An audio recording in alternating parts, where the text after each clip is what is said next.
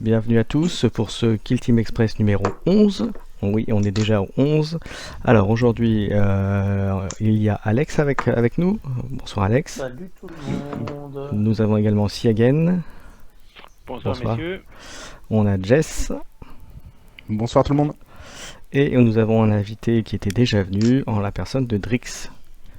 Salut à tous. Voilà. Et bien pour une bonne raison, pour un des sujets qu'il y aura tout à l'heure. Alors, au programme, on va commencer par les news, par les nouveautés, par les petites annonces.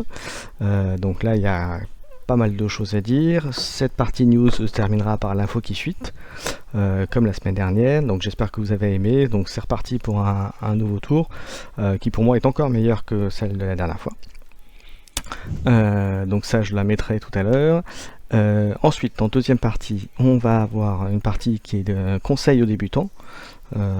Qui sera présenté par Jess, mais on va pouvoir tous mettre notre grain de sel et compléter tout ça.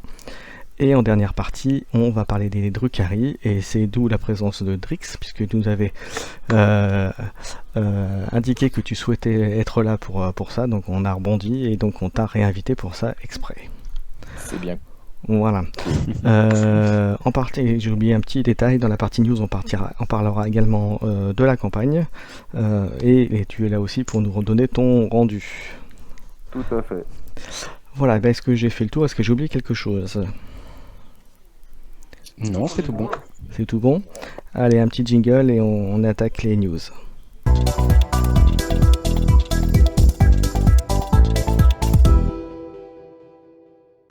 Allez, on attaque les nouveautés, les news. Qui veut commencer à parler là-dessus? Parce qu'il y a pas mal de choses à dire. Ouais, je vous laisse la main, moi, là-dessus. Voilà, Siagen s'était porté volontaire. Eh bien, la grosse nouvelle que tout le monde a vue, c'est l'annonce du Kill Team annuel de 2019, qui est le document que tout le monde tout le monde a son opinion, et il y a plein de rumeurs qui circulent. La seule chose que j'ai vue qui était vraiment confirmée, c'est que ça sera un livre qui coûtera 35 € et qui sera d'une grosseur de 192 pages.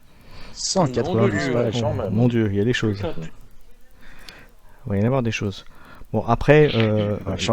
après changement de point ou pas? Alors, pour compléter ce qu'a dit Siagen, a priori, il va y avoir des points de règle supplémentaires par rapport à ce qu'on connaît déjà.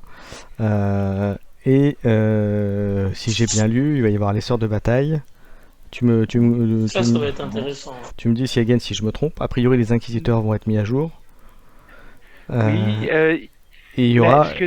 Et ça devrait reprendre tout ce qu'il y a eu sur les White Dwarfs précédents, donc y compris certainement celui de novembre. Voilà. Exactement. Exactement. Et les points, et ils ont ce que Games Workshop a dit officiellement, c'est que les Space Marines du Chaos vont avoir des nouveaux joujoux pour jouer dans Kill Team. Donc là, la grosse spéculation, c'est que tout ce qu'on va avoir qui avait sorti dans Shadow Spear, c'est-à-dire le canon rotatif avec qui est lourd 8, 5 de force, moins 1 AP, serait inclus aussi.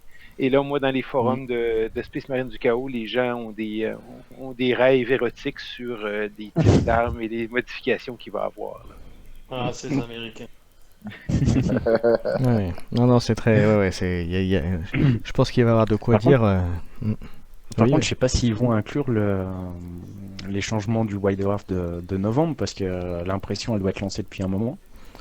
Bon, de toute façon, on verra bien, mais en même temps, c'est un truc un peu à part qu'ils ont fait dans le White Dwarf, donc effectivement, après, c'est pas très gênant en soi. Hein. Ouais.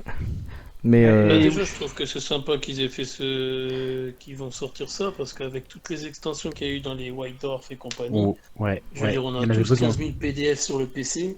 Je pense que ça permettra, surtout pour les Space Marines, qui ont quand même des tonnes de trucs qui ont changé entre temps, de pouvoir vraiment avoir tout dans un livre. Et ça, je trouve ça sympa, en plus des sorts de bataille que j'ai hâte de voir. Ça apparemment, il devrait y avoir aussi des missions, d'après ce que j'avais compris. Oui, il y aura des missions, effectivement. Oui. Des missions vraiment pour le compétitif, a priori, de ce que j'ai lu. Et qui va apporter pas mal de changements, a priori, de ce que j'ai compris.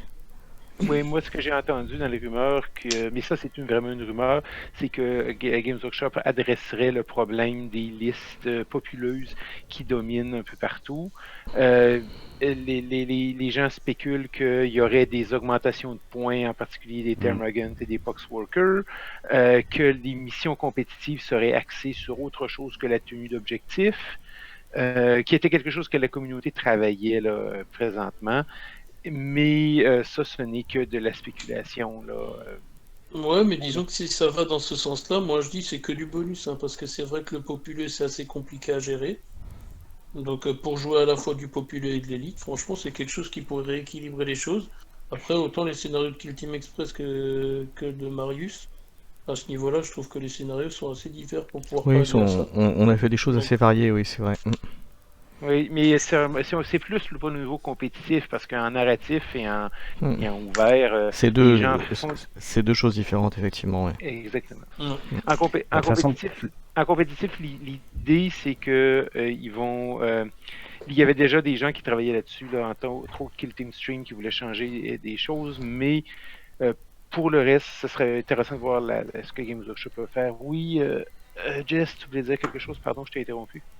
Ouais, je disais que les scénarios quand même tournaient quand même beaucoup autour de la même chose, hein, de la prise d'objectif, de la défense de zone, des choses comme ça. Moi, à mon avis, pour le compétitif, peut-être qu'ils vont prendre en compte les figurines mise hors de combat, qui pourraient ramener des points. En suivant si c'est un spécialiste, il y en a déjà 2-3 hein, comme ça, mais après c'est vrai que quand tu regardes, t'as toute une ribambelle de règles qui peut être mise en place très facilement pour justement rebalancer, tu vois, le système des objectifs secondaires. Je trouvais qu'il avait vachement bien rééquilibré les choses. Le système d'Arena, oui, très bien. Ouais. Et je pense que il y a largement, alors très largement de quoi faire quoi, pour rééquilibrer tout ça et pas faire en sorte que justement on se dise tout le temps à populeux, ça va prendre le dessus. Il y a pas mal de chaînes hein, qui font des rapports de bataille sur YouTube qui mixent en fait un petit peu toutes ces règles. Il y en a qui rajoutent les objectifs secondaires d'Arena en partie classique, il y en a qui font de l'élite contre du commandeur, enfin il y a plein de trucs qui sont marrants en fait à faire. Hein. Ouais, exact, ouais. Oui, mais moi pour le coup au niveau de ma campagne c'est ce que j'avais essayé d'instaurer. La dernière chose qui reste à bouger et qu'on va le voir, et ça il y a peut-être des gens qui vont être que est-ce que le drone Tau va être affecté là? Ça c'est le modèle problématique selon plusieurs personnes qui ont fait des analyses statistiques là-dessus. C'est Jess et Merco qui vont pas être contents si c'est le cas. Hein. Mais peut-être que ça va forcer les joueurs à jouer autre chose que le spam de drone là, pour être compétitif. Moi sur la oui, pour être compétitif, ouais. Bah, écoute, moi je joue une kill team dans la campagne, la Tau, je joue plein de factions différentes, mais pour la campagne j'ai choisi Tau et je suis pas parti sur du spam de drone. Et c'est quand même intéressant. Hein. Il y a quand même des choses vraiment sympas à faire différentes. Bah écoute, il paraît qu'avec les Pathfinder et compagnie, enfin les mecs de base et tout, il paraît que c'est pas dégueu. Ah mais non, c'est même fort, parce qu'en plus t'es quand même sur du semi-populeux, donc...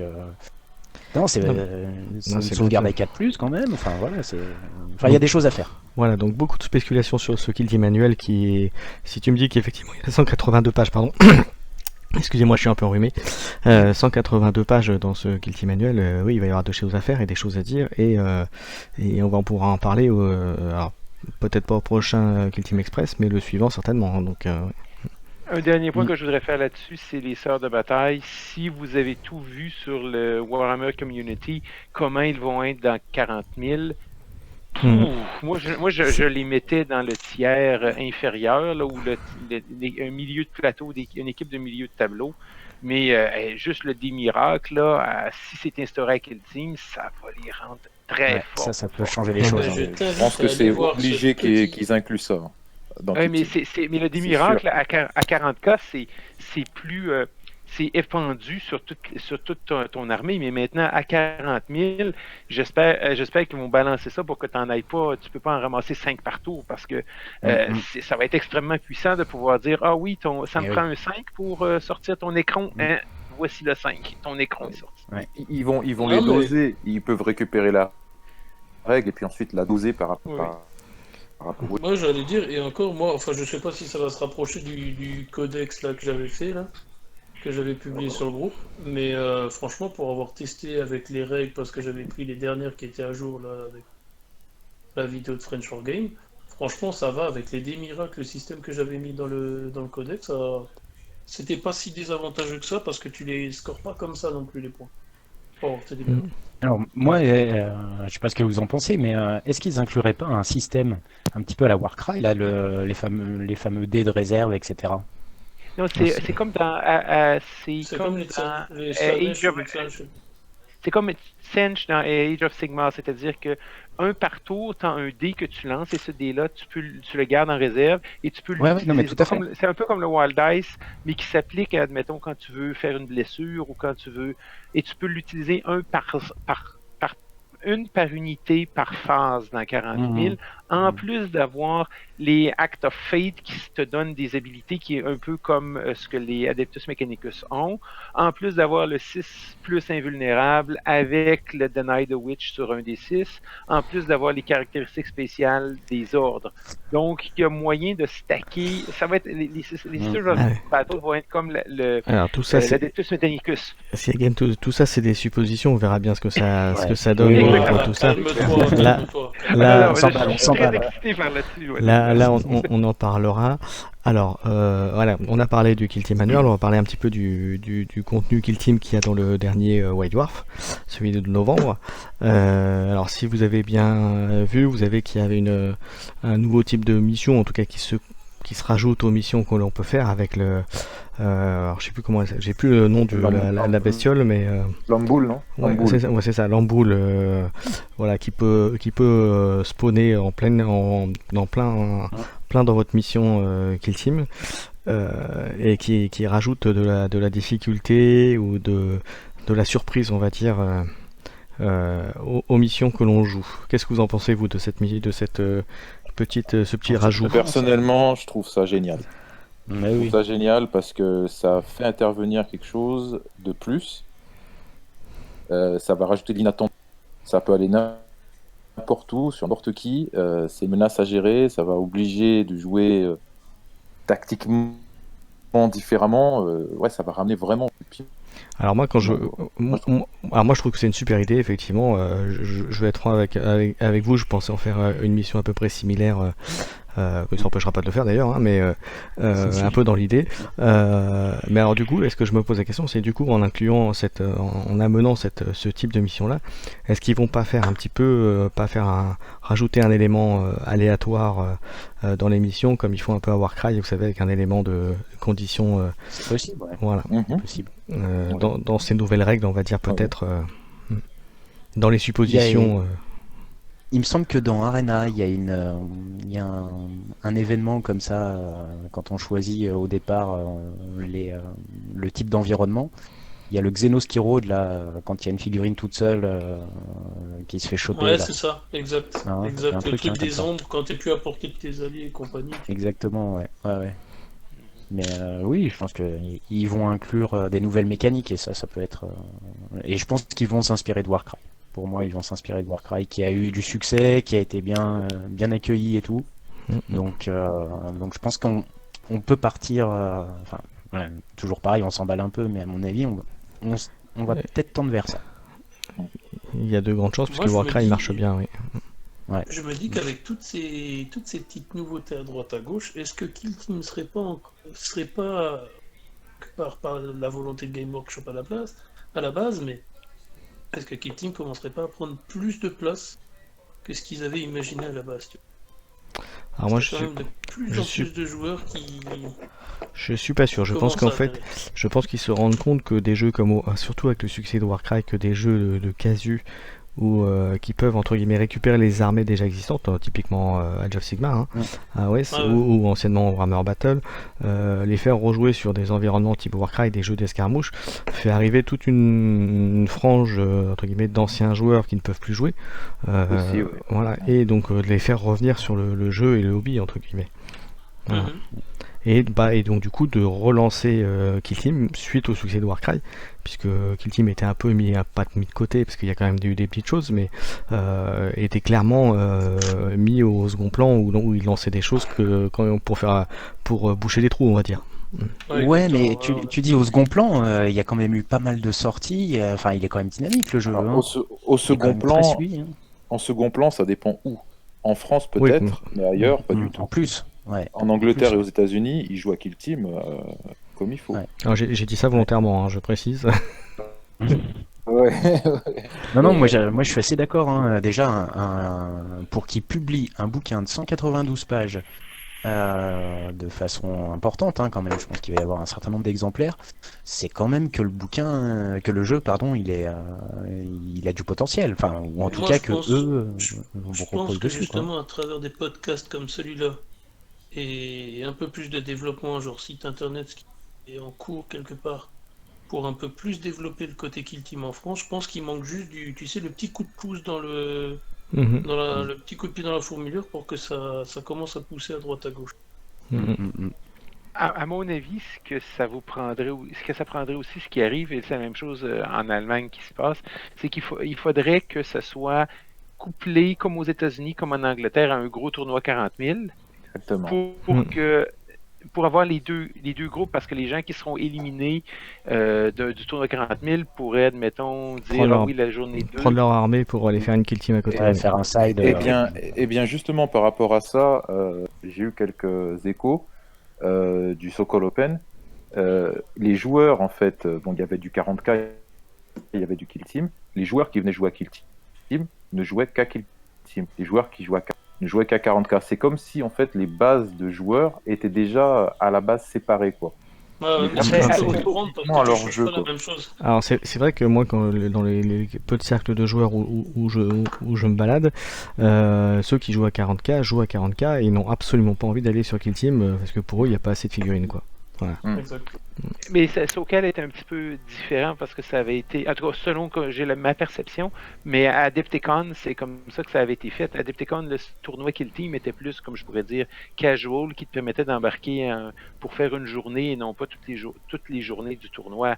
Moi c'est seulement une idée que je lance, et là il y a Glass Half Dead qui a annoncé qu'il allait faire un tournoi Kill Team au London Grand Tournament, là. Donc c'est peut-être la façon d'y aller. C'est pas rien. Écoutez messieurs, moi je propose que on arrête là, qu'on garde ce sujet-là pour un futur Kill Team, parce que c'est un sujet très très vaste pour le développement de Kill Team, mais ça je pense que avec Alex il y aurait moyen d'en parler pendant. Exactement. Mais là ce n'était pas notre sujet, on va dire, même si ça le touche. Voilà. J'ai fait exprès de le reprendre après lui exprès. Voilà. Donc voilà, donc on a parlé du Kill Team annual, du White Dwarf. Il nous reste à parler un petit peu de la campagne avant de passer la main à la Fauquet Fuite. Alors pour notre campagne, tu m'arrêtes Jess si je me trompe, on pensait pouvoir faire la suite du fluff là ce soir et la mission suivante ce soir, mais je pense que ce sera plutôt fin de semaine maintenant. Le temps qu'on la retravaille un petit peu. Voilà, donc vous inquiétez pas, ça arrive. Par contre, on a eu de très beaux rapports de bataille, tiens à le dire. Alors je vais citer alors j'ai pas les noms, je suis désolé, je les ai pas notés, mais les deux joueurs qui se sont mis à Kill Team et qui ont remis au hobby et qui ont fait dernièrement le rapport de bataille était très bien, donc je les félicite parce que franchement pour des gens qui s'y remettent, je crois que c'était tôt contre Militarum, je crois, de mémoire.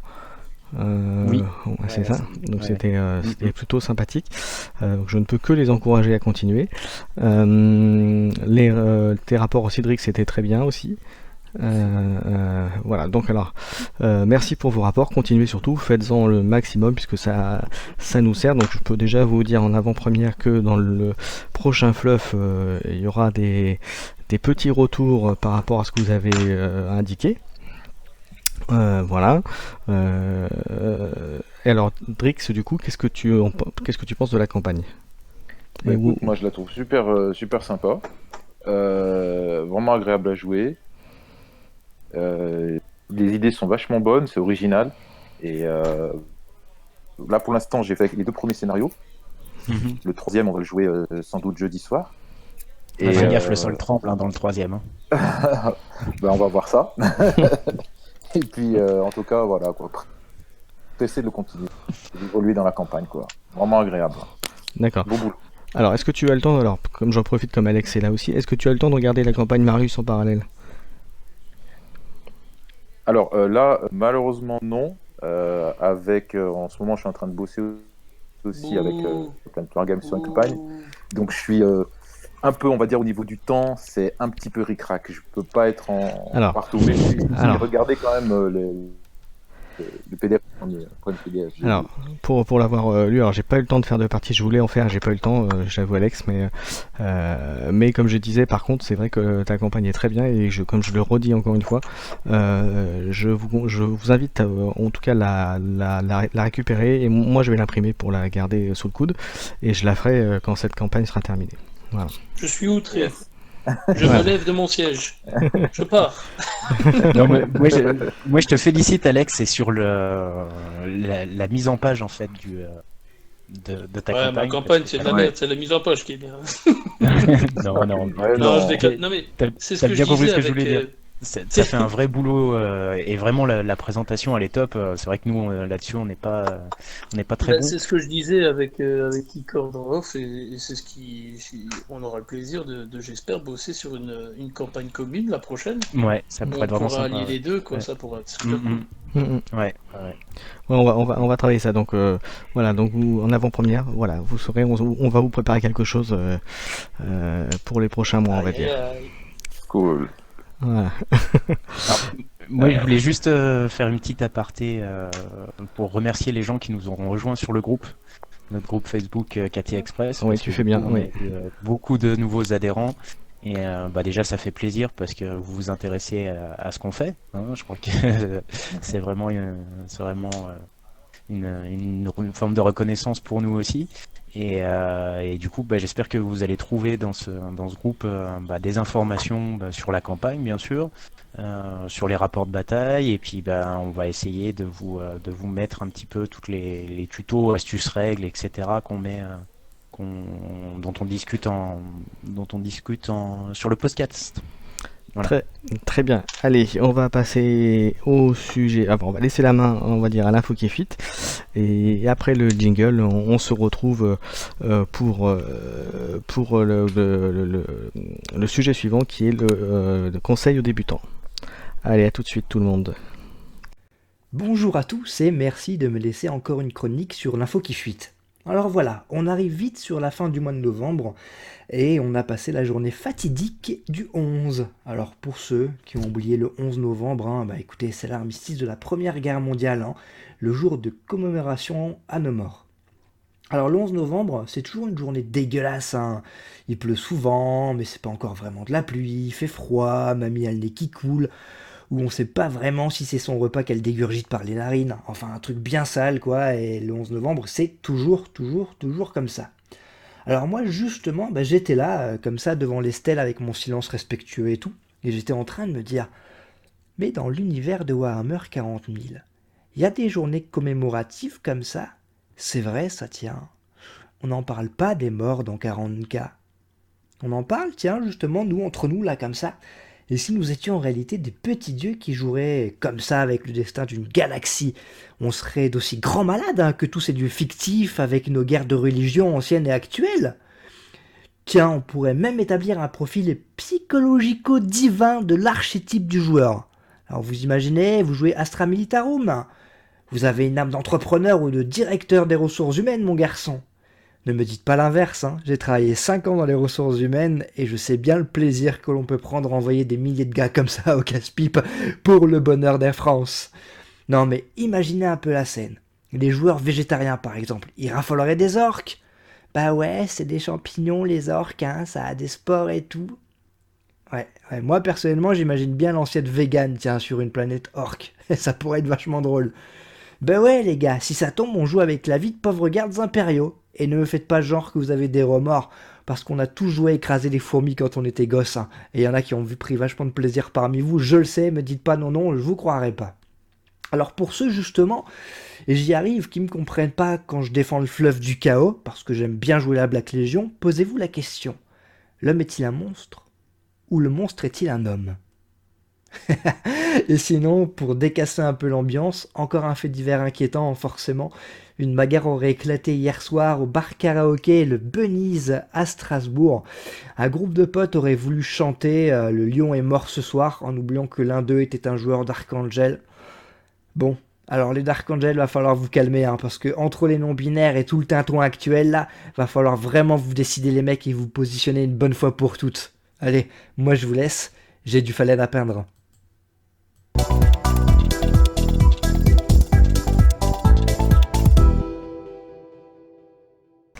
Allez, voilà, après l'info qui fuite et le petit jingle, on va parler du conseil débutant. Alors Jess, je te laisse la main. Oui, merci, merci Keycord. Bon, alors moi j'ai une petite expérience, on va dire, dans l'initiation. Alors déjà parce que j'ai initié mes deux fils qui sont à l'âge de 8 ans et 9-10 ans. Ça a marché, donc je suis assez content. Ils ont bien accroché. Et aussi donc dans l'association à laquelle j'appartiens, il y a eu beaucoup de joueurs qui ont voulu tester Kill Team. Et du coup, voilà, ça m'a permis d'avoir une petite approche didactique, pédagogique, et de vous donner quelques conseils, tout modestes qu'ils soient. Alors déjà, la première chose à savoir, c'est à qui on s'adresse. Est-ce que ce sont des enfants, des adultes, des joueurs expérimentés ou des joueurs nouveaux dans le wargame? Parce que l'approche va être vraiment différente. Donc pour les nouveaux dans le wargame, et surtout pour les enfants, il ne faut pas hésiter à simplifier les règles au maximum pour les premières parties. Donc ça, on va revenir dessus, mais ça c'est assez important. Ensuite, il y a le choix de la faction qu'ils vont jouer. Alors ça, c'est assez essentiel aussi, parce que si vous leur donnez une faction qui est très technique, avec plein d'armes différentes, etc., ça peut peut-être les perdre. On l'avait évoqué quand on parlait des Necrons, mais les Necrons, c'est une faction qui est parfaite pour débuter. Ils sont résistants, ils permettent les erreurs, ils ont des armes puissantes quand même, ils avancent doucement, donc ça permet vraiment de voir l'importance de la phase de mouvement. Et il y a aussi la possibilité d'une seule unité avec les mêmes armes. Les éclateurs Gauss, vous faites 6 immortels en éclateurs Gauss. C'est très simple à jouer et c'est une faction qui va peu les frustrer en fait.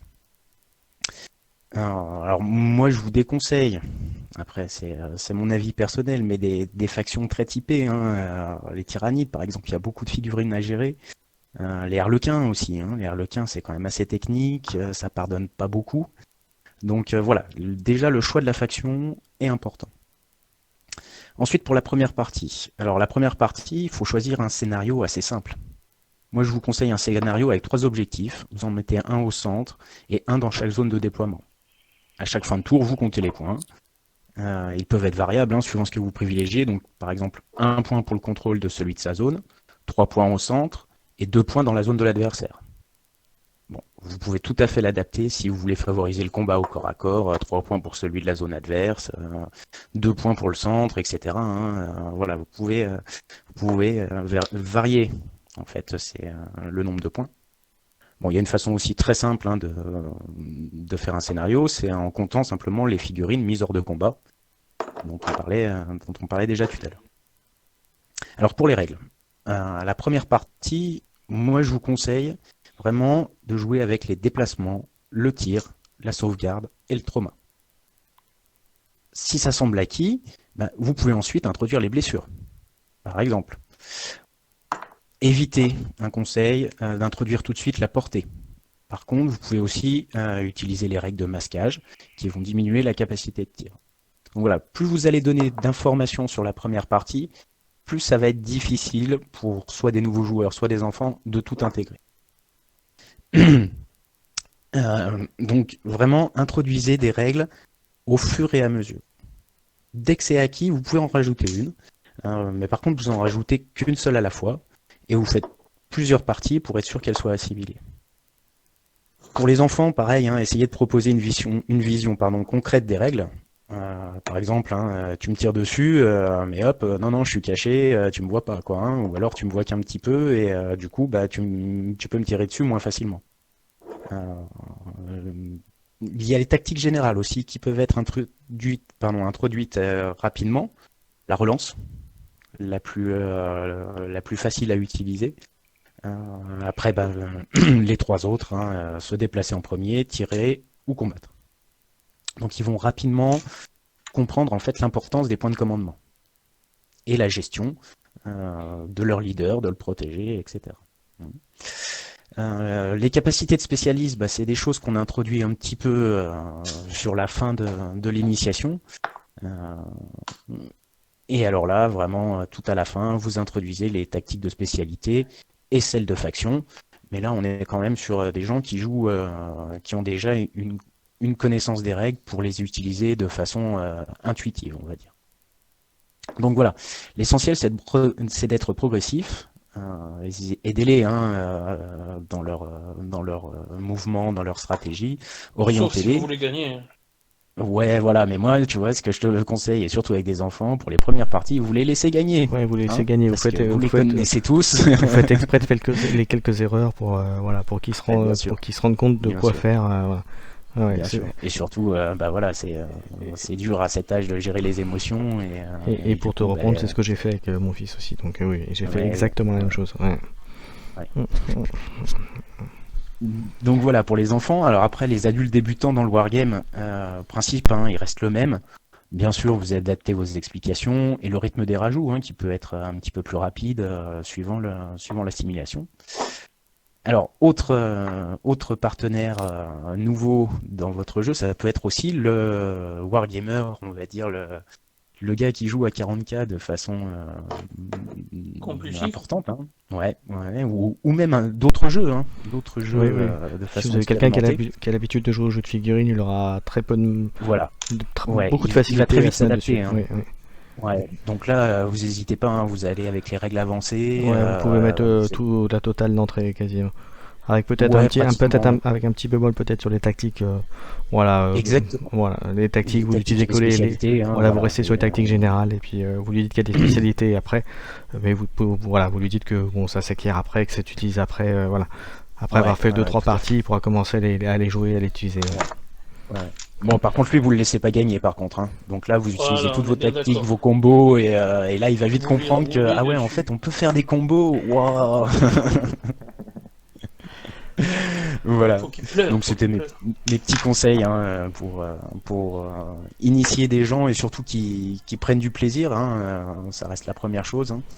Prendre du plaisir à jouer avec des figurines, et puis si vous voulez qu'ils continuent, soyez stratégique dans votre pédagogie. C'était très bien, Jess. Est-ce que quelqu'un a quelque chose à ajouter là-dessus?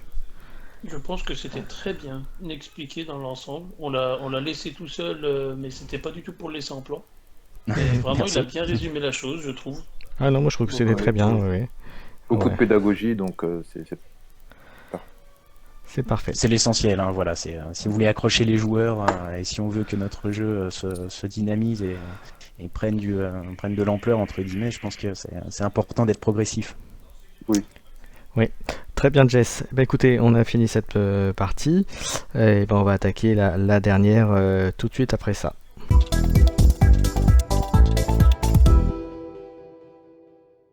Allez, on attaque la dernière partie de ce KT Express numéro 11 avec les Drukhari. Donc, bon cher Drix, je te laisse la parole si tu veux commencer. Volontiers, oui. Les Drukhari, Dark Eldar, je les appelle à l'ancienne, je préfère. Oui, merci. C'est mieux. Ça, c'est un vrai, ça. Écoute, une faction de cœur déjà, je pense. Moi, étant un joueur narratif, à la base, je vais toujours tendre à choisir une faction en fonction du fluff, un truc qui me parle, un truc que j'aime bien, un truc qui me fait kiffer, quoi.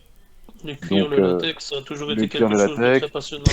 Exactement, les pervers, c'est voilà. Et du coup, les Drukhari, j'ai aimé la présentation de la faction. Et ce qui est vachement bien, c'est en jeu, on peut retrouver ce côté extrêmement vicelard, tout on va dire en coup de pute, si on peut. On le joue vraiment comme ils sont quelque part décrits un peu dans le fluff. Ça m'a plu. Et puis il y a des possibilités avec les Drukhari. Alors maintenant, beaucoup plus avec Elite, bien sûr, où on peut adapter plein de styles de jeux différents. Ils sont énormément flexibles. On a vraiment des manières de les jouer qui sont... voilà, on peut les jouer en bourrin, un peu plus bourrin si on joue des coteries. On va les jouer peut-être un peu plus fin quand on joue des cabales. On va les jouer d'une autre manière quand on joue les witch. Et puis on peut mélanger le tout, et auquel se rajoutent encore les incubes, les mandrakes. Donc oui, finalement, on a vraiment un patchwork. Alors c'est peut-être pas une faction qui est facile à prendre en main pour un débutant, parce que ça se joue un peu avec du doigté. Il faut quand même un peu la maîtriser un petit peu, pouvoir justement jouer sur les synergies qu'il y a entre les différentes unités proposées, quoi. Donc ça demande un petit peu de doigté, parce que c'est clair que tu joues pas des Drukhari comme tu joues des Space Marines. Sinon tu vas droit à la catastrophe. Ça c'est clair. Mais à tu veux dire que les Space Marines c'est des bourrins? Ouais, complètement. Il y a beaucoup de règles à se rappeler là. Beaucoup. Et c'est ça en fait, c'est que pour le joueur Drukhari, il y a beaucoup de règles à se rappeler. Donc au début, on en oublie forcément, parce qu'il y en a beaucoup, mais quand on commence à les maîtriser, même pas complètement, juste un peu, c'est ultra frustrant pour l'adversaire. Parce que pour l'adversaire aussi, il doit se souvenir de toutes les règles qu'il y a. Et la plupart du temps, il s'en rappelle pas. Donc à chaque fois, c'est la surprise. Moi, je joue contre des gars qui ont Alzheimer, donc du coup, à ce niveau-là, c'est vachement plus pratique. Donc, en gros, voilà comment je les perçois. Enfin, voilà. C'est un petit peu ce que j'en pense. Moi qui suis un gros joueur de Drukhari, je suis complètement d'accord avec ce que tu dis. C'est vrai que, disons que le Drukhari, c'est vraiment une faction qui est plus élite à jouer, entre guillemets. Parce que tout simplement, là où avec un Space Marine, tu peux te permettre quelque part d'avoir mal placé ton bonhomme et de tanker quelque part, le Drukhari, lui, avec son endurance de collant, quoi, ça pardonne pas, quoi. Ça pardonne pas. Ouais. Et c'est aussi une faction qui devient de plus en plus forte avec la partie qui s'écoule, c'est-à-dire que si ton adversaire, la tactique contre Drukhari, c'est d'essayer de vider la table dans les 2 premiers tours, parce que sans ça, ils deviennent de plus en plus forts avec leur Power from Pain. Ouais, exactement, la puissance par la souffrance pour les Français, ouais. C'est vrai que ça, par exemple, avec les Wish, au tour 3, tu tapes sur 2+, de peu que tu fasses une cabale full Wish avec les puces en force, ça peut vite faire mal. Avec plus les drogues de combat que tu rajoutes, exactement. Tu peux te retrouver avec plus 2 en force, ou de l'endurance élevée. Il y a beaucoup de synergie, et ça peut, effectivement, ils tankent pas, mais par contre, ils ont d'autres qualités. Le mouvement. Avec les Drukhari, tu dois jouer, tu dois bouger tout le temps. Te mettre hors de portée, venir piquer, repartir, etc. Vraiment jouer à la Eldar pure, quoi. Donc, en open map, c'est moins flagrant, mais par contre, à Arena, par exemple, c'est une vraie play. Hein. Donc pour vous, les points forts des Drukhari, c'est le mouvement, c'est des escarmoucheurs, en fait, clairement. Mais complètement. Même en armée 40K, tu tombes contre des Drukhari, voilà, quoi. Pour moi, je dirais que les Drukhari, tu vois, tu les joues d'une manière différente par rapport à d'autres factions, dans le sens où, si tu veux, le Drukhari, tu vas t'adapter à chaque tour par rapport à ce qu'a fait ton adversaire. Parce qu'avec ton mouvement et avec les armes que tu as, qui peuvent contrer quand même pas mal de choses, tu vas toujours devoir être sur tes aguets et penser 2 tours à l'avance sur ce que tu vas faire. Parce que justement, là où tu peux pas tanker, comme on a dit, comme les SM ou autres, il faut que tu fasses preuve de rue, c'est typiquement la faction qui est faite pour. D'accord, et alors du coup, donc on a parlé des points forts, et dans les points faibles, qu'est-ce que... Alors du coup, peut-être pas dire les points faibles, mais dire éventuellement sur quel type de faction vous avez le plus de mal à gérer. Alors des points faibles aucun, puisque comme c'est la meilleure faction du monde entier, oui, voilà. C'est la perfection même. Non, c'est l'endurance, bien sûr. Le gros point faible, c'est l'endurance, mais pour tous les Eldar, on dit pareillement. Après, mais ils n'ont pas des drogues ou quelque chose qui leur permet de. Oui, mais pas tous peuvent les utiliser. Il n'y a que les Witch qui peuvent les utiliser. Le reste n'ont pas de. Mais bon, tu peux avoir une coterie. Si tu pars sur une kill team de coterie, tu peux leur donner une vue à 4, tous. Ouais, c'est ça. Un grotesque ou 2 qui débarquent à vue à 4. Space Marine, ils volent comme des quilles. Hein. En plus d'avoir la puissance de la douleur qui leur donne un Feel No Pain Assist. Un Feel No Pain Assist. Donc finalement, ils sont résistants. Ils sont pas endurants, mais ils sont résistants. Ouais. Après, je dirais les factions, pour en revenir à la question, c'est les factions qui peuvent être chiantes pour les Drukhari, c'est clairement les populeuses. Parce que le populeux, c'est ce qu'on dit souvent, quoi. C'est dur à gérer quand tu as des hordes de orques ou alors des hordes de tyrannides. J'avoue que la partie de Kill Team est plus du tout la même que si tu joues contre des SM ou autre. En fait, c'est vrai, mais d'un autre côté, c'est à toi aussi d'adapter parce que les Drukhari ont une spécialité et notamment qui vient au niveau des armes. Donc, c'est sûr que si tu joues, on va dire, contre une horde d'orques ou de tyrannides... c'est clair. Après, tu vas adapter ton roster. Hein. Voilà, tu adaptes ton roster. Tu vas pas utiliser un blaster Darklance. Tu vas prendre quelque chose qui va te permettre de ça. Et alors, c'est plus dur, effectivement, mais en jouant sur cette saturation et sur ton déplacement, c'est là où les parties vont être beaucoup plus techniques, dans le sens où tu vas... Moi, je sais que j'affronte souvent un gars qui joue Gardin, donc il y a quand même pas mal de péons en face.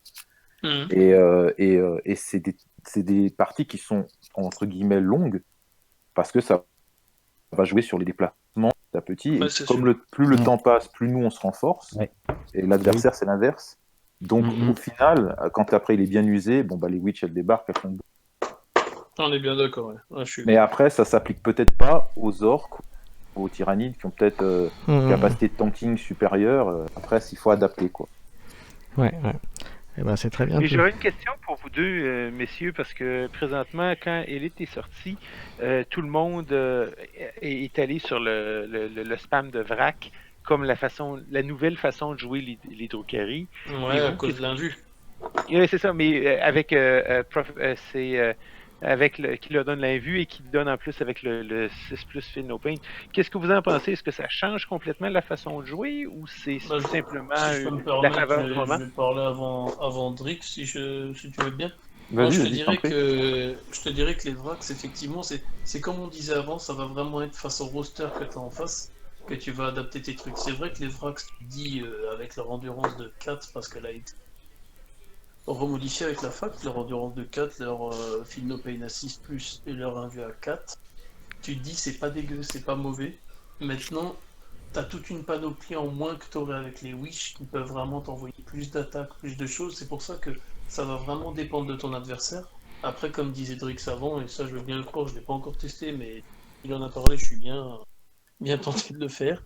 C'est de tester avec des grotesques, parce qu'effectivement, je pense que quand tu mets un gros ton comme ça, ça doit faire mal. Ouais, tu sens tout de suite. Mais après, le spam de Vrax, il est aussi valable pour le spam de Mandrex. Tu vois, moi par exemple, je joue toujours 2 ou 3 Mandrex minimum dans mes kill teams. Ne serait-ce pour qu'en open map, pour aller chercher des bonhommes en fond de cours ou autre. Ça veut dire que tu as déjà 12 PV juste avec eux. Ouais, mais ça va, franchement, c'est pas si abusé que ça. C'est comme des SM qui peuvent te foutre des scouts en infiltration, quoi, ou des trucs comme ça. Mais parce que derrière, elles ont moins 1 pour se faire toucher. Disons que ils peuvent tirer aussi. Voilà. Mais c'est pas non plus comme à 40k où là tu les joues en pack de 10 ou 15 pour vraiment fiabiliser les blessures mortelles. Tu vois, là elles débarquent, elles font 2 tirs chacune, et voilà. Tu peux pas les mettre n'importe où non plus, quoi. Et les gens, généralement, quand ils savent que t'en as dans ta liste, ils vont bien planquer leur bonhomme pour pas que t'aies trop de lignes de vue, quoi. Ouais. Ça en fait disons que excuse-moi. Non, je disais juste que ça en faisait des choses, des informations là que vous dites, donc c'est intéressant. Disons qu'en fait, on a beaucoup d'unités quelque part, si on peut appeler ça comme ça, qui sont proposées, donc on peut partir. Alors moi, je sais que je m'inspire pas des listes faites, je crée mes propres listes, j'aime bien essayer des trucs. Par exemple, je sais que les incubis sont pas énormément joués, mais moi, c'est automatique, c'est auto-include. Les incubes, c'est auto-include dedans, quoi. Et ça crée la surprise. Parce que des fois, on les voit pas venir, mais quand ça arrive au CAC, ça peut faire mal. Parce que ça a une armure Space Marine, ça tape fort, ça tape beaucoup. Sur du 6, ça fait encore plus mal. Donc, avec un petit peu de réussite au dé, ça crée vraiment des grosses surprises. Mais après, voilà. C'est vrai que ça fait pas mal de dégâts. Ouais. Les incubes sont pas dégueux. On peut se jouer avec les Vex. Et sur les sous-tactiques de faction, du coup, vous conseillez quoi? Ça dépend. T'auras toujours les mêmes qui vont sortir, mais après, comme dit, en fonction que tu joues Witch ou en fonction que tu joues Kabbalite, ça va pas être pareil. Mais il y en a une que tu vas utiliser quasiment tout le temps quand tu as des Kabbalites, par exemple.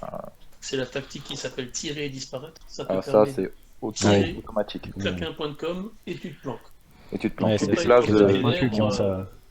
Ça c'est fort. Tu mets une lance de ténèbres en début de partie, tu la prépares si tu as l'initiative, tu tires, tu claques ton truc, merci, au revoir. Quoi. Voilà. Allez hop. Pure tactique de pute, comme on disait. Et moi je dirais tactique d'elfe. Pointu, non, c'est pas ça. Moi je dirais tactique d'elfe. Moi je dirais tactique d'elfe. En bon joueur nain que je suis, c'est tactique d'elfe. C'est clair. Et puis il y a aussi avec les witch la tactique qui te permet de doubler les effets de ta drogue. Exact. Alors ça aussi, ça crée la surprise. Ça. C'est énorme. Boum boum. Ça c'est énorme. Voilà, donc boum. Ah oui, boum boum. Et puis voilà, tu prends un grotesque, tu en fais un zélote par exemple, bah, tu vas lui rajouter plus 1 en force, une attaque. Donc les druides arrivent vraiment si tu réussis, c'est comme une espèce de puzzle en fait. Si tu mets les bonnes pièces au bon endroit, tu vas créer une synergie où tu peux faire des combos mais enchaînés quoi. Et moi, c'est ça qui est fort. J'ai jamais joué de Drukhari et j'ai jamais joué contre les Drukhari, mais plus je vous écoute parler là-dessus, ça me fait penser aux Adeptus Mechanicus, qui sont exactement le même style de faction, où il faut penser à ses buffs, il faut penser au comment tu utilises tes points de commandement. C'est une faction qui demande beaucoup de réflexion avant de commencer à bouger des figurines. C'est pour de ce que vous dites, expérience. De ce que vous dites, effectivement, ouais, c'est ça. C'est que ça apparaît comme une faction qui est très bien, mais à condition de savoir bien la jouer et voilà, et certainement d'avoir joué d'autres factions avant de jouer celle-là. Oui, je pense que pour démarrer, prendre peut-être plus simple pour s'initier avec vraiment très peu, et ensuite rentrer dans le concept du Drukhari. Et après aussi, c'est au fur et à mesure des parties, quoi. On apprend aussi à jouer avec. Oui, c'est clair. Tu peux te prendre des queues au début, et puis après, bon, tu captes les synergies qu'il y a. Alors, et puis de plus en plus, j'en profite pour faire un petit aparté par rapport à la conseil des débutants sur la partie qu'on a fait un petit peu avant. J'avais dit que je citerai le momentum que tu as fait sur sur pas sur les débutants, mais sur le comment démarrer, je crois, ou débuter, je sais plus. Oui, comment démarrer à Kill Team. Oui. Comment démarrer à Kill Team. Donc je vous conseille de l'écouter en complément de ce que a fait a dit Jess, parce que c'est très bien. Et puis voilà. Puis j'espère que tu feras quelque chose sur Drukhari du coup. Ah oui, bah ça, je pense que la dernière faction que je vais faire, je garde le meilleur pour la fin, bien sûr. Parce que tu en as déjà fait quelques-unes, oui, effectivement. Oui. Ouais, là, alors, moi, du coup, là, je fais le lien. Moi, j'ai joué avec un ami, là, justement, que j'initiais, qui a fait 1 ou 2 parties. Et c'est un wargamer depuis Battle, etc. Donc, tous les mécanismes de jeu, il les maîtrise. Et il a tout de suite compris, en fait, il a choisi ça. Et on a fait une partie ensemble. Et il a tout de suite compris, il a vu l'intérêt. Et ça a été tout de suite très fort.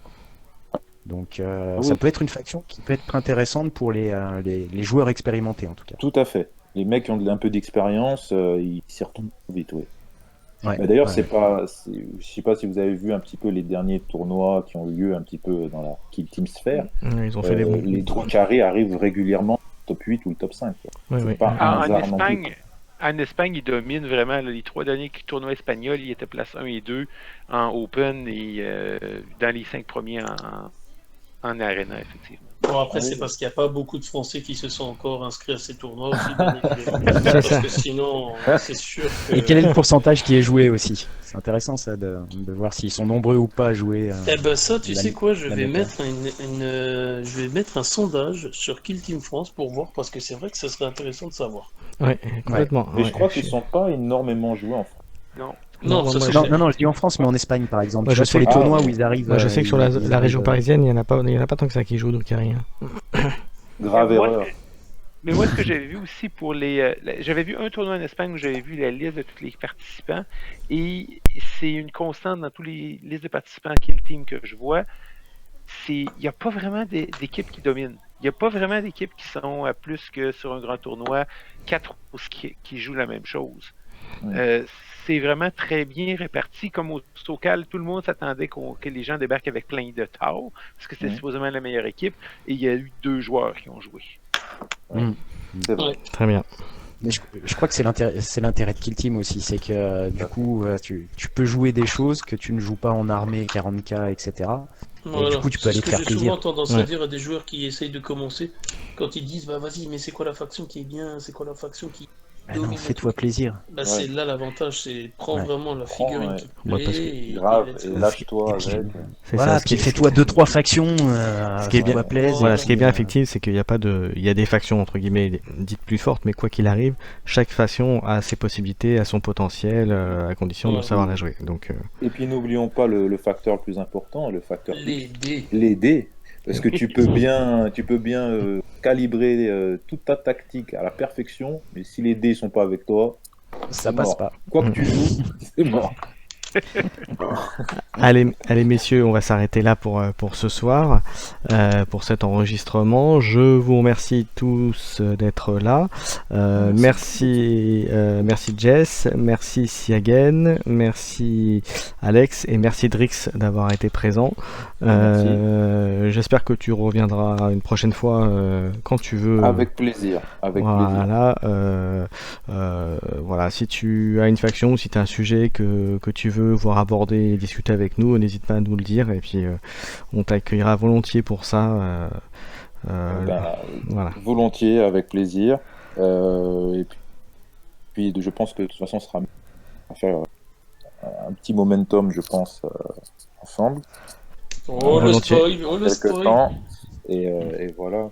D'ailleurs, justement, j'en profite. Si vous suivez Kill Team Momentum, il va avoir un momentum spécial. Celui-là, il ne faudra pas le rater. Je pense que les joueurs Kill Team vont être vraiment ravis. D'accord. Il n'est pas sponsorisé par Game Workshop.